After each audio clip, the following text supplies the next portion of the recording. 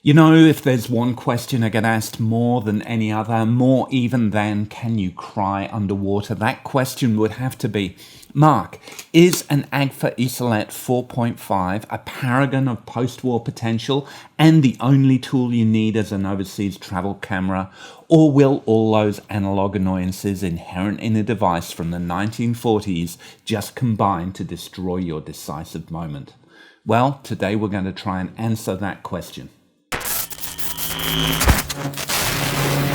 I'm back after a 5-week stint working in Shanghai, China, and one of my companions during the journey was this Agfa Isolette, a pocket powerhouse of a camera. It's like a delicate, elegant lady's handbag packing a Colt 45, or at the very least 120 film. The question is this fallible folder worthy of the cost of a roll of medium format color film, or is it just a waste of celluloid and an unnecessary erosion on my children's education fund to indulge my profligate pastimes? Only one way to find out, and that's to take it to the park on one of those shared bicycles that you see scattered all over Shanghai. Starting route. Take a right on Weifeng Road, then in 50 meters continue ahead.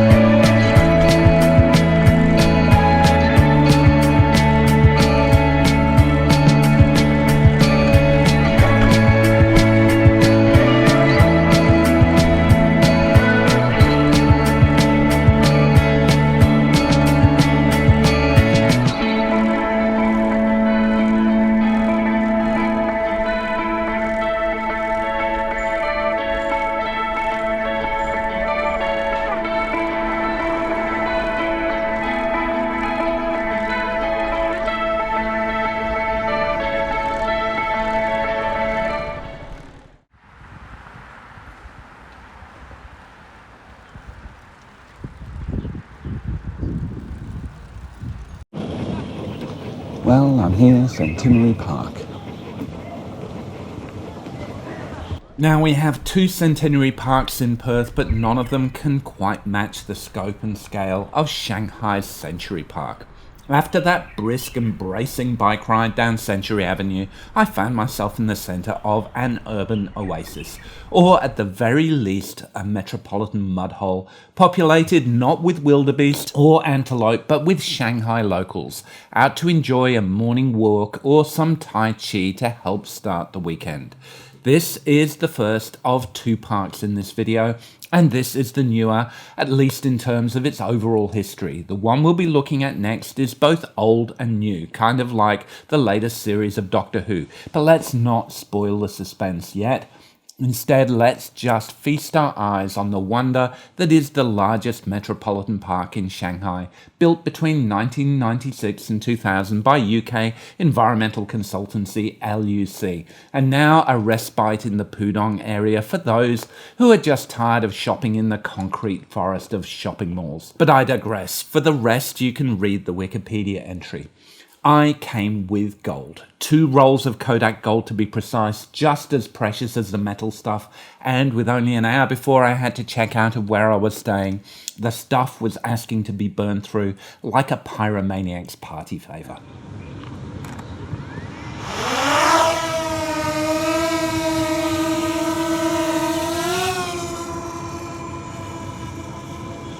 Nice and high.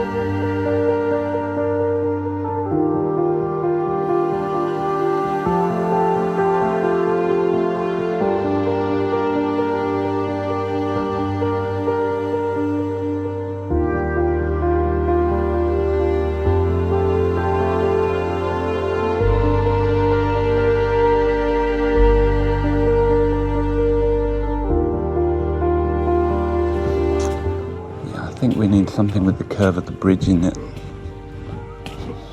Maybe with the roofs of the boats. It's a better shot. I was hoping to get 2 shots out of it, but maybe... Oh, look, that's an okay shot. Bit of blue and white anyway. Moving on.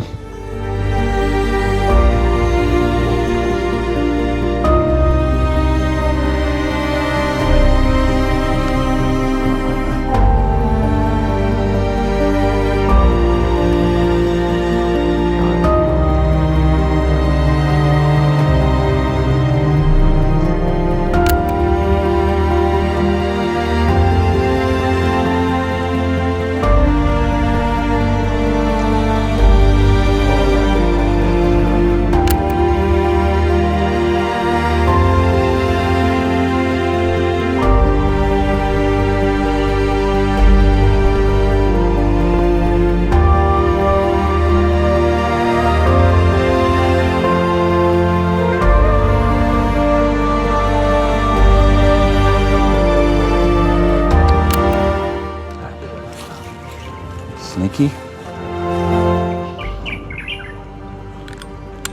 But I do like the idea of people doing their Tai Chi in the morning and capturing it.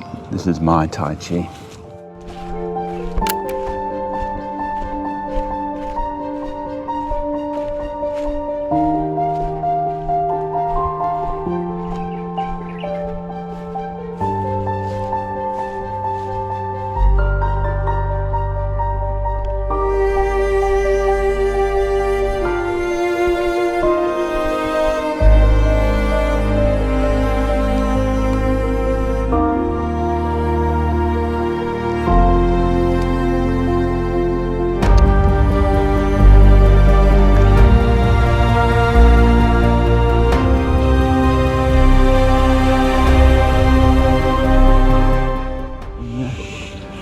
Frame him somehow.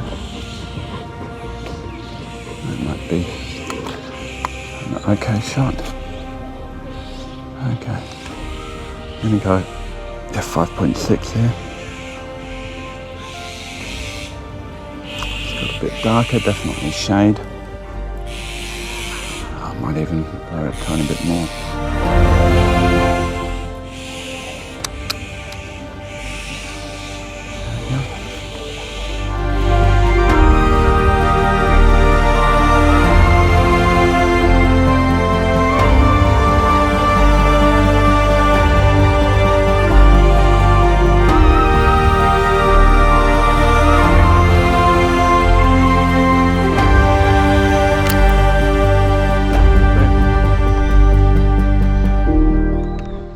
Gonna have to be cropped. Look, this could be 2. Let's stitch it. And I'm gonna go for the points of interest slap bang in the middle. Geez, this could be 3 shots. All right, let's do 3 shots. I got 3 shots. 10, 11, 12. That's the end of the roll if I do. Let's do it. Experiment.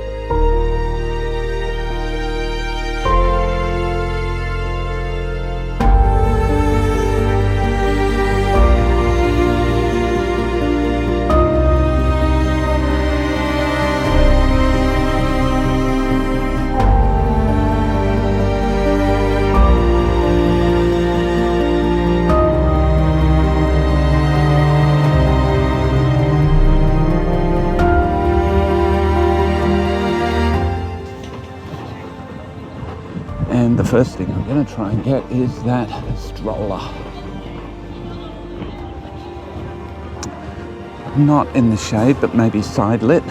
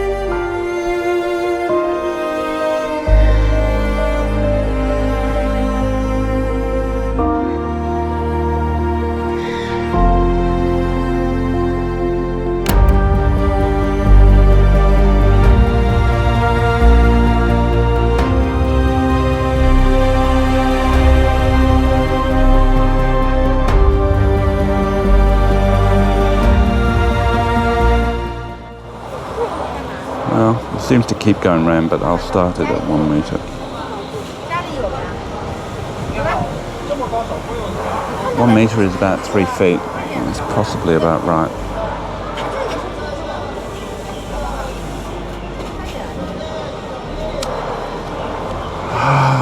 Did that go again?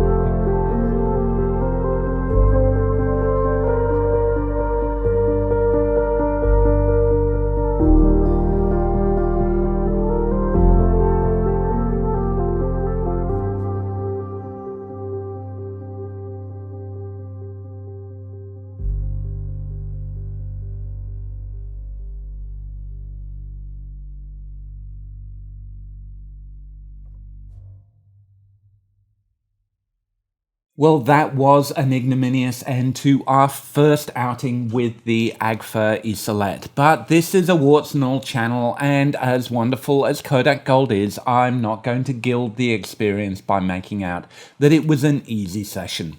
First of all, you will notice that there was a tendency for the camera to misfire. Now, I think that's because I cocked the shutter before winding the film on, and there's something about the anti-double exposure mechanism that prevented me from tripping it for some reason.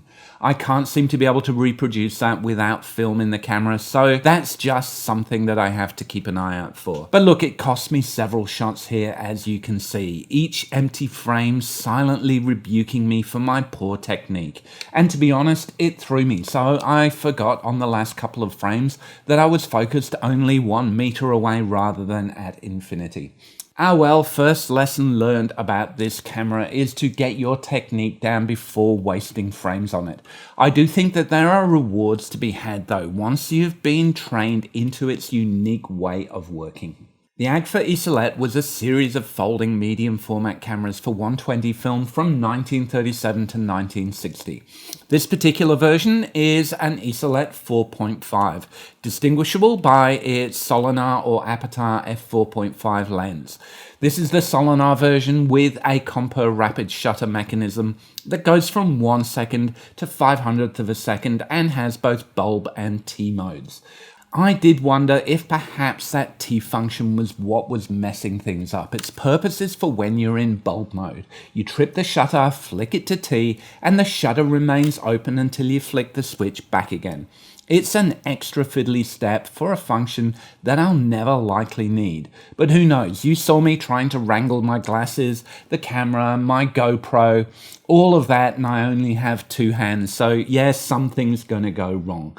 And that's one of the issues with these folding cameras. They're fiddly little things. I have another one, a Voigtlander Perkio, that hasn't actually skipped a beat.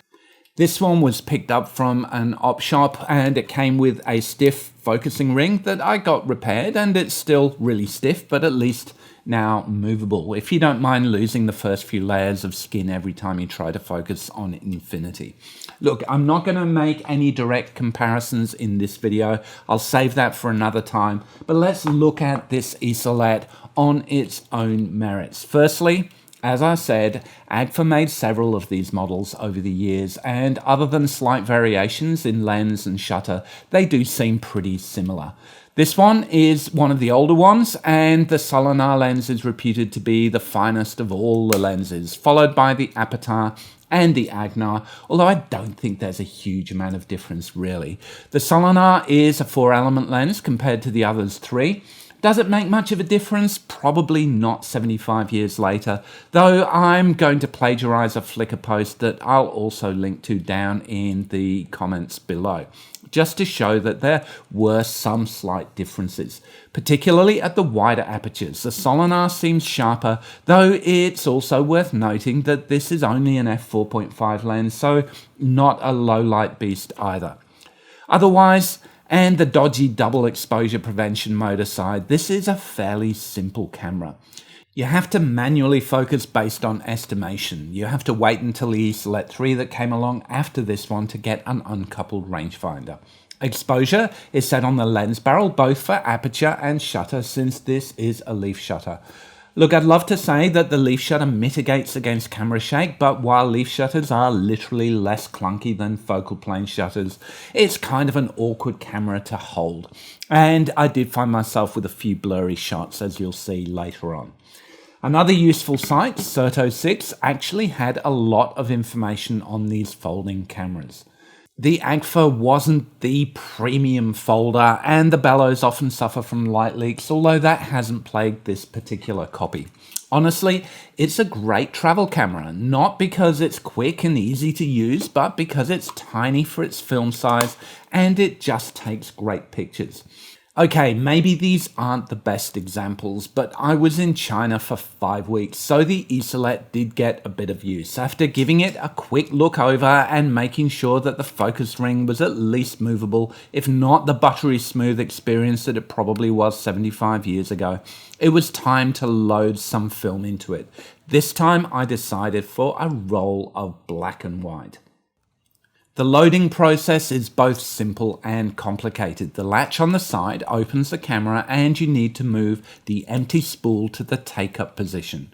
You do this by bending the base plate on the right and by lifting the winder lever on the left. I had Kentmere 100, which is a good, inexpensive, traditional grained ISO 100 film that I've had great results with, although it can be a little slow, as it proved on this particular trip. Other than the inherent faff of taking up the medium format film on the other spool, once that's done, it's really just a case of closing the film back and winding on using the red window as a guide for when you've hit your first frame. I'd done Century Park and it was time to train its tiny viewfinder on Guangfulin Park in the Songjiang area, over an hour away from the centre of Shanghai. Why? Well, because that's where I was staying. Songjiang is a university town with 7 universities bordering the edge of the park, but it's also the ancient heart of Shanghai. In 1958, they discovered relics from the Liangzhou period from about 2,000 to 3,000 years BC. And then later, artifacts from the Han Dynasty, as well as 8 Guangfulin cultural graves. After a decade of construction equivalent of pacemakers and bypass surgery, this ancient heart is now beating, with a mix of old and new, including some beautiful purpose-built edifices under the water level to house some of the artifacts.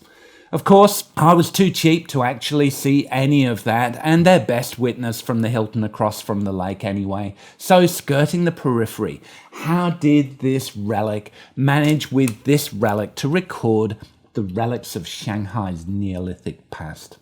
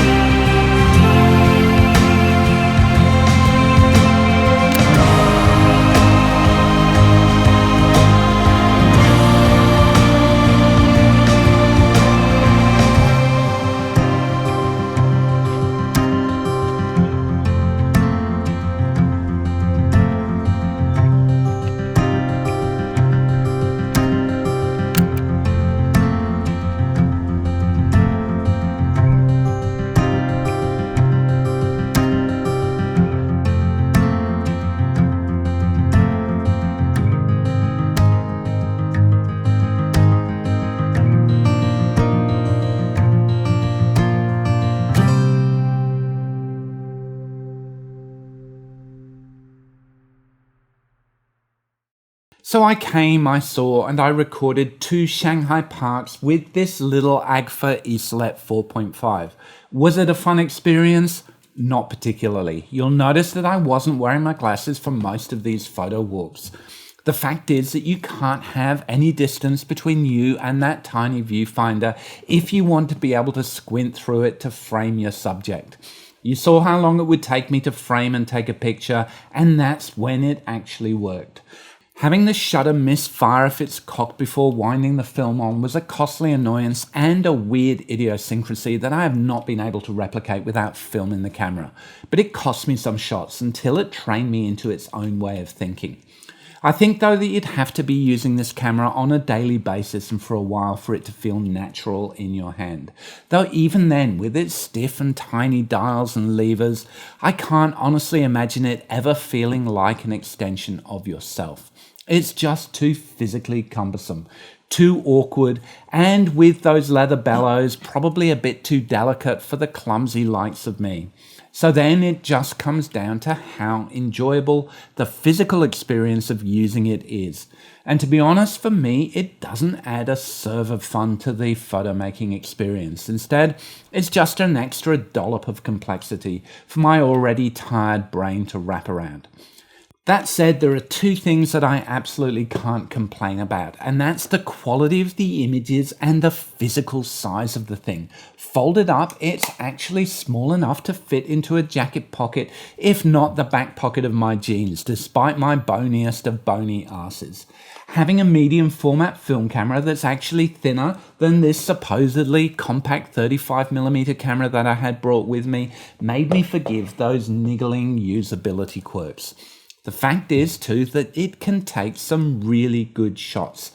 Now, I'm going to preface that with the caveat that it's totally dependent on the person behind the lens, and this camera really did have me question my policy of showing all of the shots on a roll, even the ones that were out of focus or had too slow a shutter speed, because there were plenty of them in these few rolls. You do have to be careful about pointing it into the light, but that low contrast look comes with the territory with these old and uncoated lenses. Sometimes I've even liked what it's produced, such as here around the Ginza area of Tokyo. Sometimes the lens just renders things with a beautiful feel that's sharp enough at the center while gracefully softening and vignetting towards the outside. Medium format also gives you a shallower depth of field for a given aperture, so there were some compromises I had to make at times in terms of what was actually in focus, and for a couple of times I focused before infinity, thinking that hyperfocal range would just let me reach the distance, which I don't think it always did. It's also worth noting that f4.5 is not a wide aperture, and working with 100 speed film made it difficult to avoid shutter shake. But then again, the black and white film was one of the nicer rolls overall, not least because nearly all of the shots actually came out on that one.